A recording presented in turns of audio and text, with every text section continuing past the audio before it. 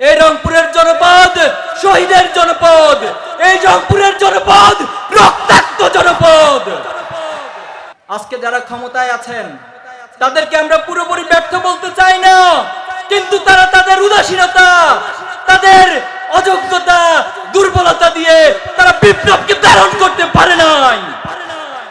তাদেরকে বলতে চাই, আপনারা স্বাভাবিক কোন প্রক্রিয়ায় ক্ষমতা অধিষ্ঠিত হন নাই। আপনারা আমার দেশের শত শত ছাত্র জনতার রক্তের উপরে ক্ষমতায় অধিষ্ঠিত হয়েছেন। আবু সাইদ মুগ্ধদের অসামান্য সাহসিকতার উপর ভর করে বাংলাদেশে নতুন করে জুলাইয়ে ছাত্র জনতার গণ অভ্যুত্থান সংগঠিত হয়েছে। কোন রক্তচক্ষুকে, কারো চোখ রাঙানিকে ভয় পাই না। আমরা শহীদ আবু সাইদের প্রজন্ম। অতীতে কোন ফেরাউন, কোন নমরুদ, কোন জালেম টিকে থাকতে পারেনি। কেউ কেউ নিজেদেরকে প্রধান দল এবং ক্ষমতাশীল দল হিসেবে আত্মপরিচয় দেওয়ার চেষ্টা করে। আপনারা কি দেখেছেন? বাংলাদেশে গত 3টি টার্ম যুব সমাজ এদেশের জনগণ ভোট দিতে পারে নাই। আলহামদুলিল্লাহ, ওয়াসসালাতু ওয়াসসালামু আলা রাসূলিল কারীম ওয়া আলা আলিহি ওয়া সাহবিহি আজমাইন। বাংলাদেশ জামাতে ইসলামী রংপুর মহানগর ও জেলা শাখা কর্তৃক আয়োজিত আজকের এই বিশাল জনসমাবেশের সম্মানিত সভাপতি, সম্মানিত প্রধান অতিথি, বাংলাদেশ জামাতে ইসলামের মোহতারাম আমির জামাত ডাক্তার শফিকুর রহমান, সম্মানিত সেক্রেটারি জেনারেল সহ নায়েবে আমির সহ নেতৃবৃন্দ উপস্থিত আছেন। এই রংপুরের বীর সন্তান শহীদ আবু সাইদের শ্রদ্ধেয় পিতা, আমাদের একান্ত শ্রদ্ধেয় জনাব মকবুল আহমেদ, উপস্থিত সাংবাদিক বৃন্দ, উপস্থিত সম্মানিত অতিথিবৃন্দ, সাহসিকতা বীরত্বের মূর্ত পথিক প্রিয় রংপুরবাসী, আসসালামু আলাইকুম রহমতুল্লাহি ওয়া বারাকাতুহু। সংগ্রামী উপস্থিতি, আজকের এই বিশাল জনসমাবেশ যে মুক্ত আকাশে, যে মুক্ত পরিবেশে অনুষ্ঠিত হচ্ছে, আজকের এই দিনটি পর্যন্ত আসতে গিয়ে আমাদেরকে অনেক লড়াই সংগ্রাম, অনেক ত্যাগ তিতিক্ষা, অনেক শাহাদাতের পথ মাড়ি দিতে হয়েছে।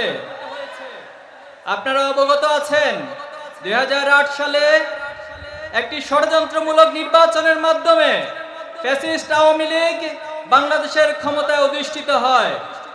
তার আগে 2006 সালের 28 অক্টোবরে লগি বৈঠার তাণ্ডবের মধ্য দিয়ে বাংলাদেশের এই জমিনে পিটিয়ে পিটিয়ে মানুষ হত্যা করে তারা মূলত ফ্যাসিবাদের যাত্রা শুরু করেছিল।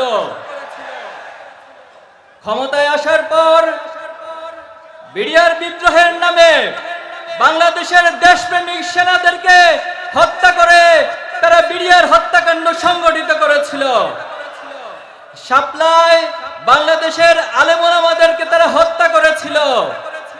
বাংলাদেশের কোরআনের পাখি আল্লামা সাঈদীকে মিথ্যা ফাঁসির রায় দিয়ে এই জমিনের শত শত মাজলুম মানুষকে তারা হত্যা করেছিল। বাংলাদেশ জামাত ইসলামকে দুর্বল করার জন্য ষড়যন্ত্র করে তৎকালীন আমির জামাত সহ অসংখ্য রাহবারদেরকে তারা হত্যা করেছে। আয়নাগরের নামে বাংলাদেশের দেশপ্রেমিক জনগণকে গুম করে, নির্যাতন করে এই দেশকে একটি অকার্যকর রাষ্ট্রে পরিণত করেছিল। উন্নয়নের বয়ান তুলে, উন্নয়নের দোয়া তুলে এই দেশ থেকে অর্থ লুট করে, ব্যাংক লুট করে, শেয়ার বাজার কেলেঙ্কারির মাধ্যমে এই দেশকে একটি ব্যর্থ এবং অকার্যকর রাষ্ট্রে পরিণত করেছিল। এত কিছুর পরেও তারা ভুলে গিয়েছিল অতীতে কোন ফেরাউন, কোন নমরুদ, কোন জালেম টিকে থাকতে পারেনি।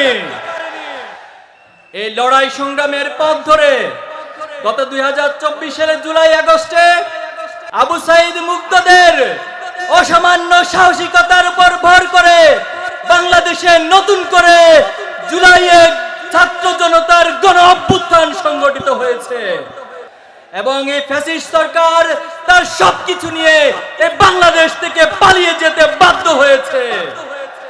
সংগ্রামী উপস্থিতি, আজকে আমাদের এখানে উপস্থিত আছেন আমাদের শ্রদ্ধেয় মাজলুম জননেতা জনাব এডিএম আজহারুল ইসলাম, তাকে অন্যায়ভাবে মিথ্যা অপবাদ দিয়ে ষড়যন্ত্রমূলক মামলা দিয়ে গত 14টি বছর তার উপর জুলুম করা হয়েছে।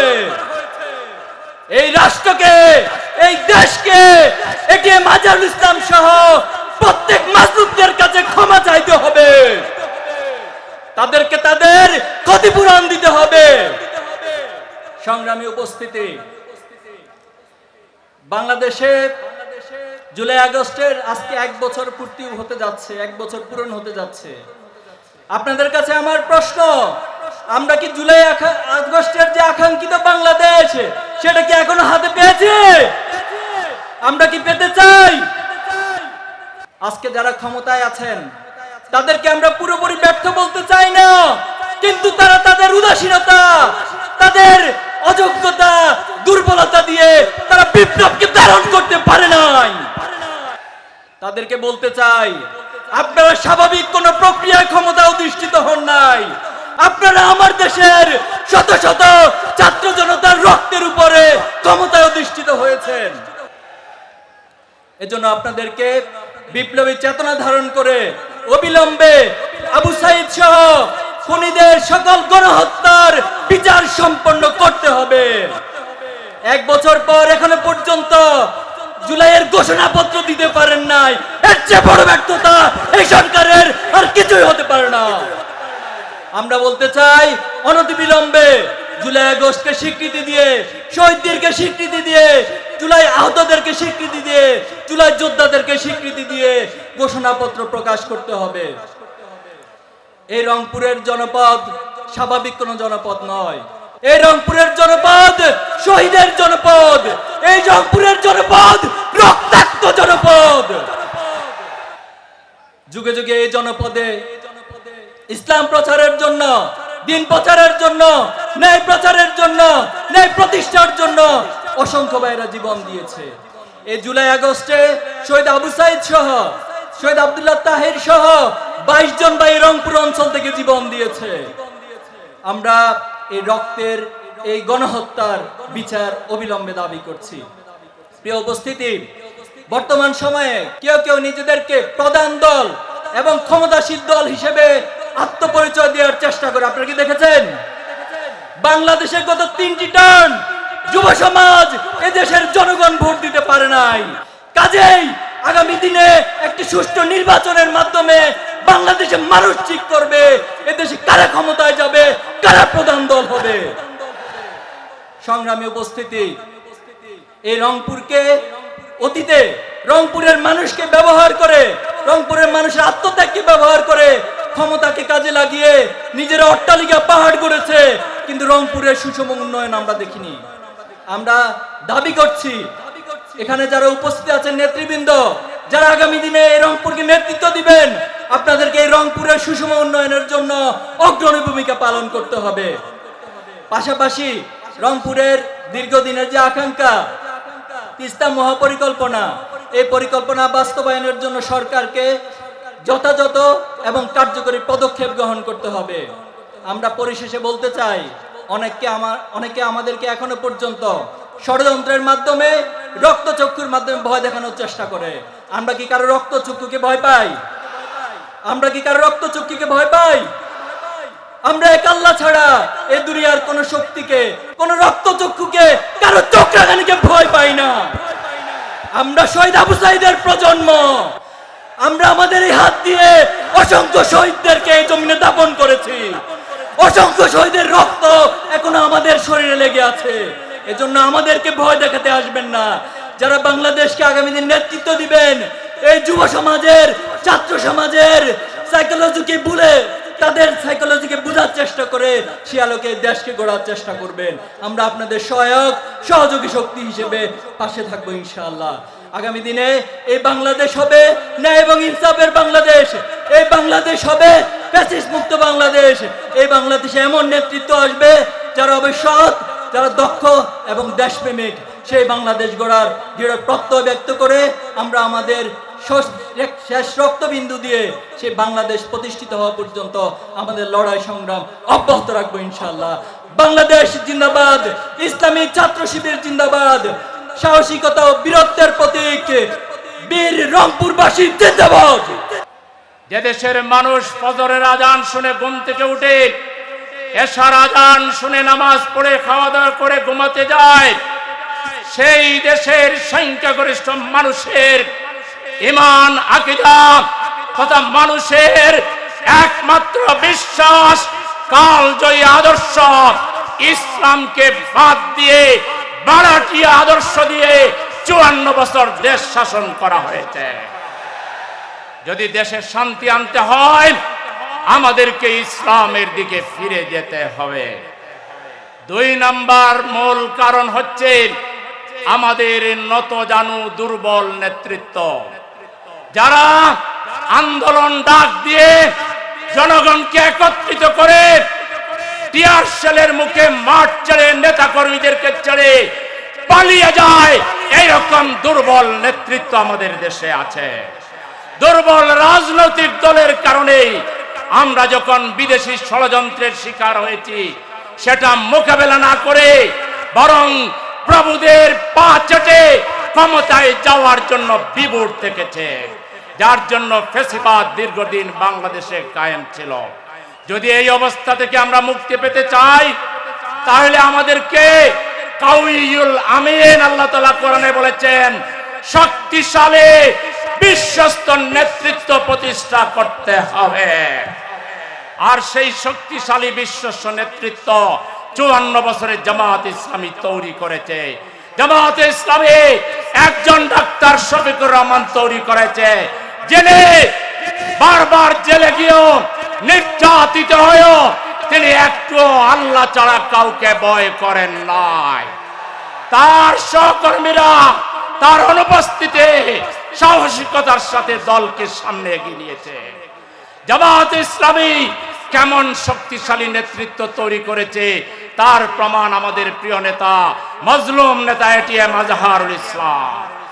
তাকে জেলে যখন বলা হয়েছিল আপনার তো ফাঁসি হয়ে যাবে, সান্ত্বনা দেওয়ার চেষ্টা করা হয়েছিল, তিনি প্রত্যুত্তরে বলেছিলেন আমি তো শাহাদাতের মৃত্যু চাই, কিন্তু সাথে এটাও বলেছিলেন যে আল্লাহর ইচ্ছায় ওরা আমাকে ফাঁসি দিতে পারবেন না। আল্লাহর ইচ্ছায় তার কথাই প্রমাণিত হয়েছে। আল্লাহ তাআলা তাকে বাঁচিয়ে রেখেছেন। রংপুরবাসী এইবার বাংলাদেশকে, জামাতে ইসলামীকে, এটিএম আজহারুল ইসলামের নেতৃত্বে একটা বড় চমক আপনারা দেখাবেন। যেটা দেখিয়েছিল আমাদের সাতক্ষীরা জেলা, তারা 4টি আসনে জামাতকে বিজয়ী করে তাদের মর্যাদাকে বাংলাদেশের মধ্যে প্রতিষ্ঠিত করেছিল।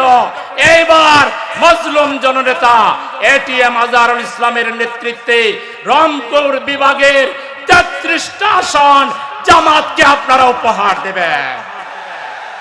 এর জন্য যে শ্রম দেওয়া লাগে, পরিশ্রম করা লাগে, যে জন্য যদি আমাদের রক্ত দিতে হয়, গাম দিতে হয়, অর্থ দিতে হয়, সবকিছু দিয়ে আপনারা বাংলাদেশকে শক্তিশালী করার জন্য, জামাতকে শক্তিশালী করার জন্য, এটিএম আজহারুল ইসলামের নেতৃত্বে বাংলাদেশকে 33 আসন উপহার দেওয়ার জন্য আপনারা কি লড়াই করতে রাজি আছেন?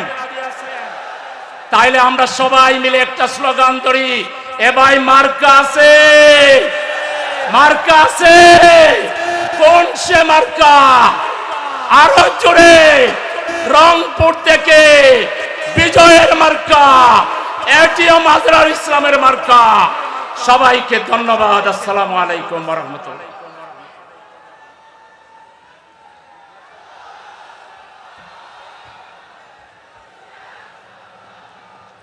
সংগ্রামী রংপুরবাসী,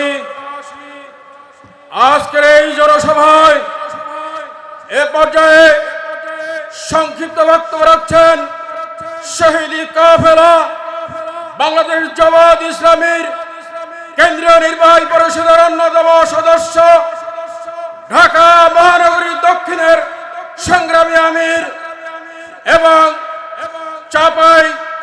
রাজশাহী চাপাই 3 সদর আসনের সম্মানিত সংসদ সদস্য প্রার্থী বাংলাদেশ ইসলামী ছাত্র শিবিরের সাবেক কেন্দ্রীয় সভাপতি জনাব নুরুল ইসলাম বুলবুল। জনাব নুরুল ইসলাম বুলবুল।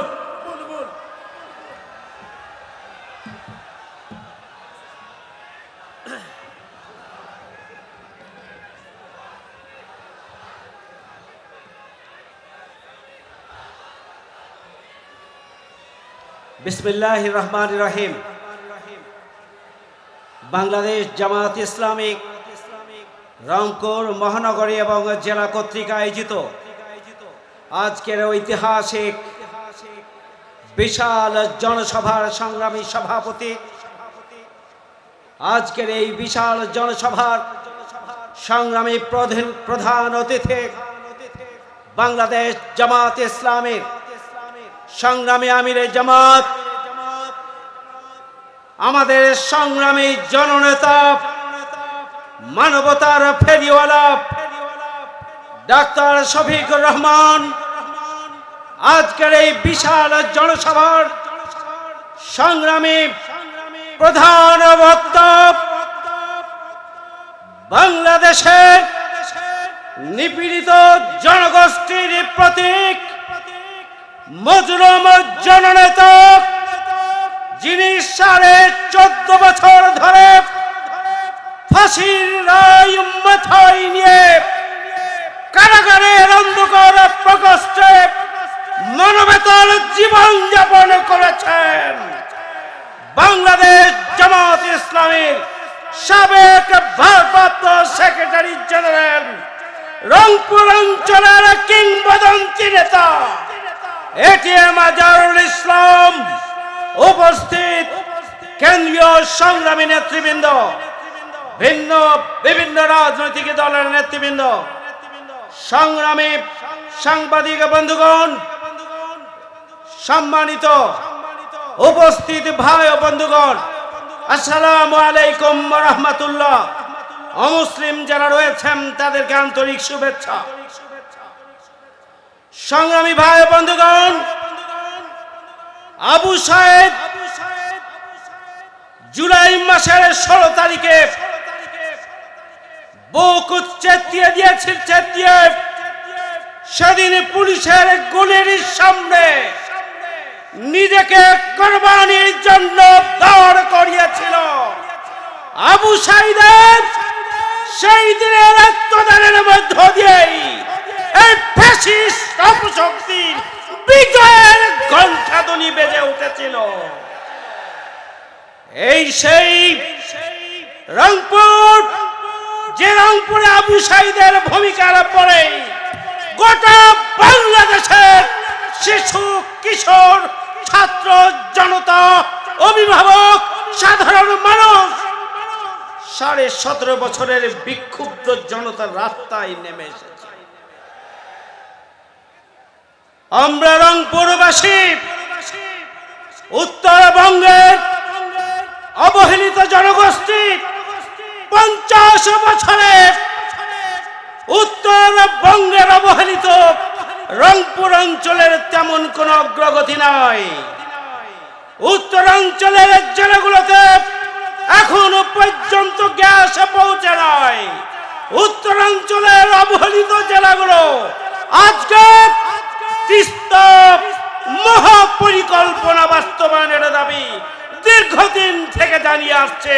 দুঃখজনক হলেও সত্য, এই দাবি বাস্তবায়নের জন্য 54 বছরে কোন সরকারি পদক্ষেপ গ্রহণ করেন নাই। নতজানু পররাষ্ট্রনীতির কারণে, ভারতীয় আধিপত্যবাদের আতঙ্কের কারণেই আমাদের সরকারগুলো তিস্তা মহাপরিকল্পনা বাস্তবায়ন করছে না। আমাদের প্রান্তিক জনগোষ্ঠী নদীর অববাহিকায় যারা বসবাস করে, তাদের জীবন মান উন্নয়নের জন্য কোন কার্যকর পদক্ষেপ গ্রহণ করা হয় নাই। আমরা আগামী দিনের নতুন বাংলাদেশে আমরা দাবি জানাবো রংপুর অঞ্চলকে উন্নয়নের মহাসড়কে নিয়ে যাওয়ার জন্য রংপুরবাসীর দীর্ঘদিনের দাবি পূরণ করতে হবে।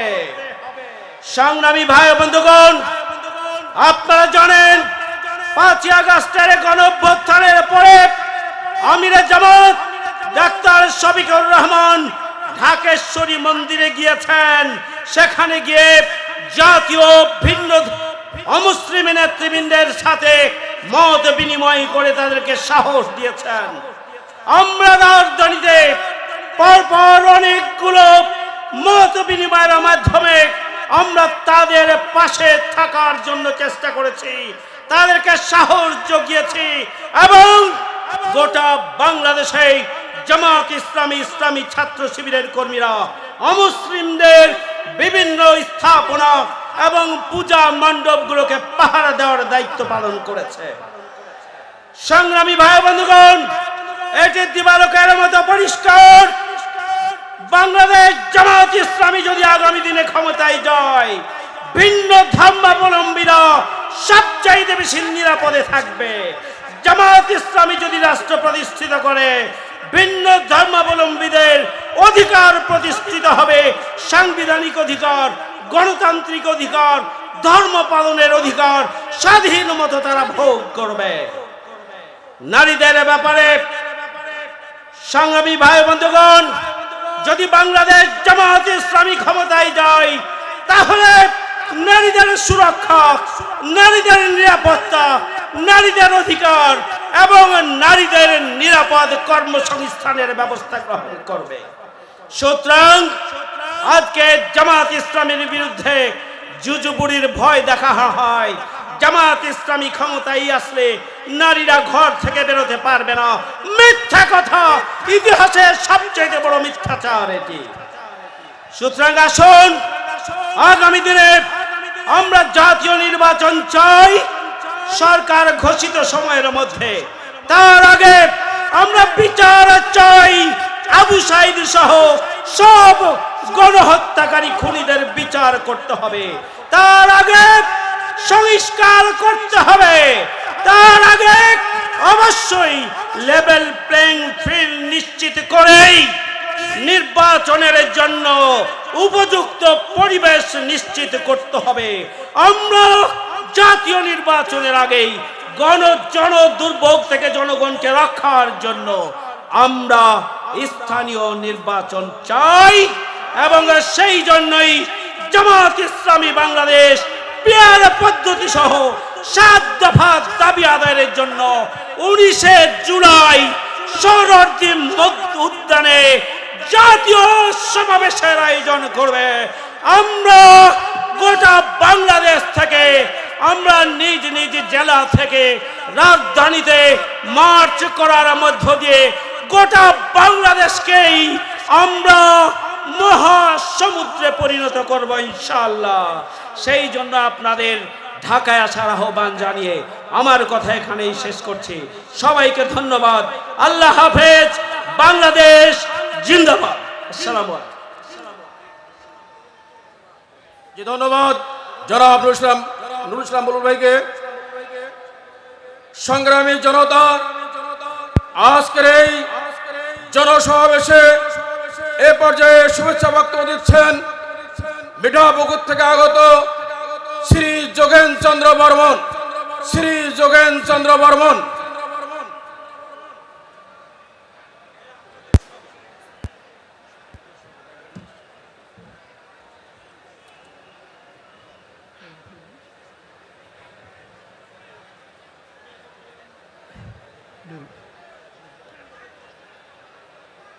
আজকের এই বিশাল জনসভার সম্মানিত সভাপতি এবং প্রধান অতিথি, বিশেষ অতিথি ও বিভিন্ন জেলা, উপজেলা, ইউনিয়ন, গ্রাম পর্যায় থেকে ধর্ম, জাতি, ধর্ম নির্বিশেষে সকলেই উপস্থিত হয়েছেন। সবার প্রতি আমার রইল সানুগ্রহ ও আন্তরিক ভালোবাসা। সেই সাথে আমি আমার অন্তরস্থল থেকে জানাই আপনাদেরকে ঐকান্তিক ভালোবাসা। আপনারা জানেন আজকে কয়েক দশক ধরে এই জামাতে ইসলাম কোনো এক দুর্গম পাহাড়ের গুহায় তাদেরকে ফেলে দিয়ে অবরুদ্ধ করে রাখা হয়েছিল,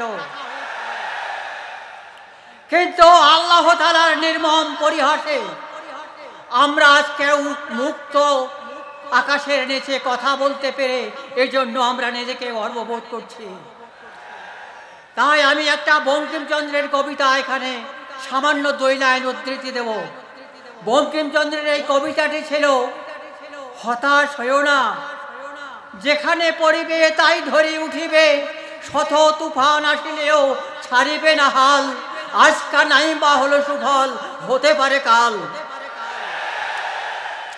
সংগ্রামী বন্ধুগণ, আমরা যদি এই বাংলাদেশকে জামাতে ইসলামের কবজাগত আমরা পার্লামেন্টে যেতে পারি, তাহলে এই দেশের একটি নতুন শাসন ব্যবস্থা কায়েম হবে। এই দেশের জনগণ সবাই আমরা দারিদ্রতার সীমার নিচে বসবাস করি। আপনারা এটা মনে করবেন জামাতেরা যদি পার্লামেন্টে যায় সর্বোপরি আমাদের বন্টন ব্যবস্থাটা সুষম হবে, এটার কোনো ভুল নেই।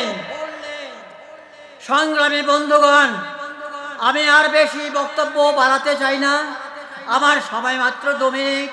আমি আবারও আপনাদেরকে ঐকান্তিকভাবে ভালোবেসে তবে একটি কথা বলতে চাই, ভূ রাজনীতিতে আগের দিন আর নাই, হিন্দু নৌকা ছাড়া ভোট দেয় না। আমার এই মিঠাপুকুরে বদরগঞ্জে বহু আত্মীয় আছে। এই আজারুল ভাইয়ের এলাকায় গোপীনাথপুর ইউনিয়ন, মধুপুর ইউনিয়ন, চাঁদমারি ইউনিয়ন এবং কাতিরহাট ইউনিয়নে আমার অনেক আত্মীয় আছে।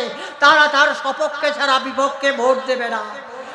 এবং মিঠাপুকুরের আমাদের রব্বানি স্যারের আমার বহু আত্মীয় আছে এবং তার পাশে আমার আত্মীয় আছে। তারা বলেছে আমরা রব্বানি ভাইকে ছাড়া কাউকে জাতীয় নির্বাচনে ভোট দেব না। আমরা আশা করি আমাদের রংপুরে 33টি আসনকে আমরা যদি বিজয় করতে পারি, জামাতে ইসলামের এটাই হবে আমাদের জীবনের সার্থকতা। এই স্বাধীন বাংলার জামাতে ইসলামের বড় সার্থকতা হবে এটাই।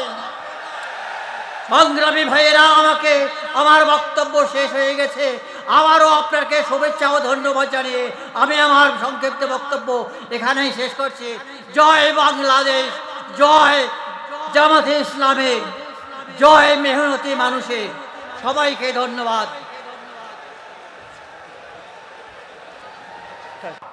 সংগ্রামী জনতা, আমরা এই ফ্যাসিবাদ পতনের নতুন বাংলাদেশে এই বাংলাদেশ নতুন ভাবে পরিচালিত হবে। এই বাংলাদেশে আর কোনো টেন্ডারবাজ, আর কোনো দুর্নীতিবাজ থাকবে না। সর্বশেষ আজকের এই সমাবেশে এনসিপির পক্ষ থেকে গুরুত্বপূর্ণ কথা হলো, যারা এটিএম আজহারুল ইসলাম ভাইদের মতো অসংখ্য ভাইদেরকে নির্যাতন করেছে, কারাবাস করেছে, অন্যায়ভাবে দল মত নির্বিশেষে বিশ্বনন্দিত ওলামায়ে কেরামদের হত্যা করেছে, তাদের বিচার না হওয়া পর্যন্ত কোনো নির্বাচন হবে না, হবে না, হবে না। জাতীয় নাগরিক পার্টি রংপুর মহানগর মনে করে আওয়ামী লীগের প্রেতাত্মা হাসিনাকে অনতিবিলম্বে বাংলাদেশে ফিরে নিয়ে এসে বিচার করতে হবে, করতে হবে এবং করতে হবে। সংগ্রামী রংপুরবাসী, কাউনিয়ার কীর্তি সন্তান আক্তার হোসেন জাতীয় নাগরিক পার্টির সদস্য সচিব আপনাদের সালাম জানিয়েছেন। সকলেই সালাম গ্রহণ করুন। ইনকিলাব জিন্দাবাদ, এনসিপি জিন্দাবাদ। জি ধন্যবাদ।